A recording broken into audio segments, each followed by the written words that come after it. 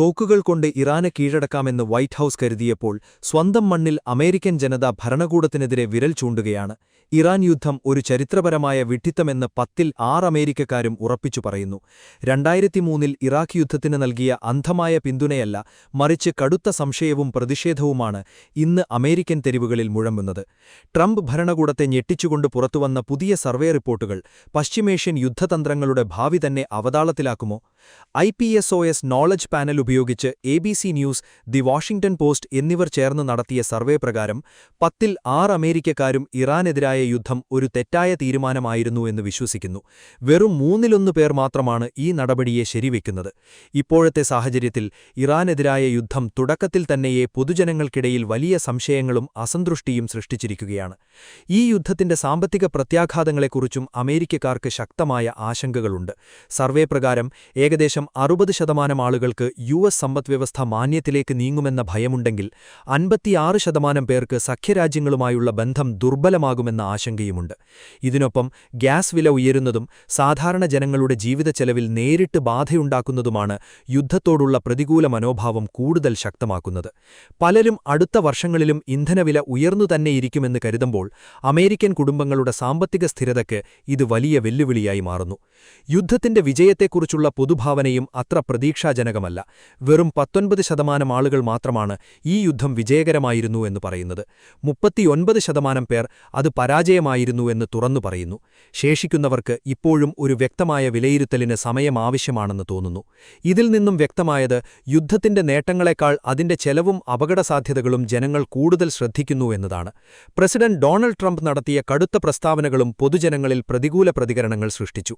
Iran ഒരു കരാറിലേർപ്പെടാത്ത പക്ഷം ഒരു നാഗരികത തന്നെ ഇല്ലാതാകും എന്ന തരത്തിലുള്ള മുന്നറിയിപ്പുകൾ അമേരിക്കക്കാരിൽ ഭൂരിഭാഗത്തിനും അംഗീകരിക്കാനാവാത്തവയായി തോന്നിയിട്ടുണ്ട്. പ്രത്യേകിച്ച് സ്വതന്ത്രരും ഡെമോക്രാറ്റുകളും വലിയ തോതിൽ ഇതിനെ എതിർക്കുമ്പോൾ റിപ്പബ്ലിക്കൻ പിന്തുണയും പൂർണ്ണമല്ലെന്നത് ശ്രദ്ധേയമാണ്. ഇതോടൊപ്പം ട്രംപ് ഭരണകൂടത്തിന്റെ വിദേശനയ നിലപാടുകളിലും പൊരുത്തക്കേടുകളുണ്ടെന്നതാണ് പൊതുഭാവന. 2024 പ്രസിഡന്റ് തെരഞ്ഞെടുപ്പ് പ്രചരണത്തിൽ വിദേശയുദ്ധങ്ങളിൽ ഇടപെടൽ കുറയ്ക്കും എന്ന നിലപാടെടുത്തിരുന്ന ട്രംപ് ഇപ്പോൾ ഇറാനെതിരായ സൈനിക നടപടി ശക്തമാക്കിയതോടെ ജനങ്ങളിൽ ആശയക്കുഴപ്പം വർദ്ധിച്ചിരിക്കുന്നു. രണ്ടുപേരിൽ ഒരാൾക്കുമേൽ അമേരിക്കക്കാർ ഈ നടപടികൾ ട്രംപിന്റെ മുൻ നിലപാടുകളോട് പൊരുത്തപ്പെടുന്നില്ല എന്ന് കരുതുന്നു. ഇസ്രയേലിന്റെ സ്വാധീനത്തെക്കുറിച്ചുള്ള ചർച്ചകളും ഈ പശ്ചാത്തലത്തിൽ ശക്തമാണ്.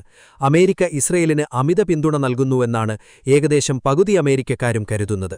മാത്രമല്ല, ഇറാനെതിരായ ആക്രമണത്തിലേക്ക് അമേരിക്കയെ നയിച്ചതിൽ ഇസ്രയേലിന് നിർണായക പങ്കുണ്ടെന്ന വിശ്വാസവും വ്യാപകമാണ്.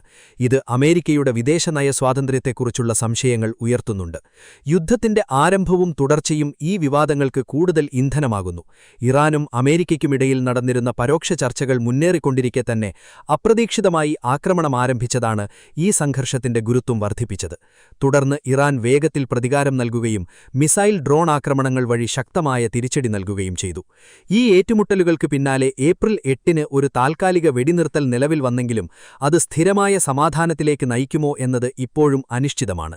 ഇസ്രയേലിലെ ചില മാധ്യമങ്ങൾ പോലും ഈ യുദ്ധം ഇറാന്റെ തന്ത്രപരമായ വിജയത്തിൽ അവസാനിച്ചതായി റിപ്പോർട്ടുകൾ സൂചിപ്പിക്കുന്നു. ഇത് യുദ്ധത്തിന്റെ യഥാർത്ഥ ഫലത്തെക്കുറിച്ചുള്ള അന്താരാഷ്ട്ര ധാരണകൾ എത്രത്തോളം വിഭജിക്കപ്പെട്ടിരിക്കുന്നു എന്നതിന് തെളിവാണ്.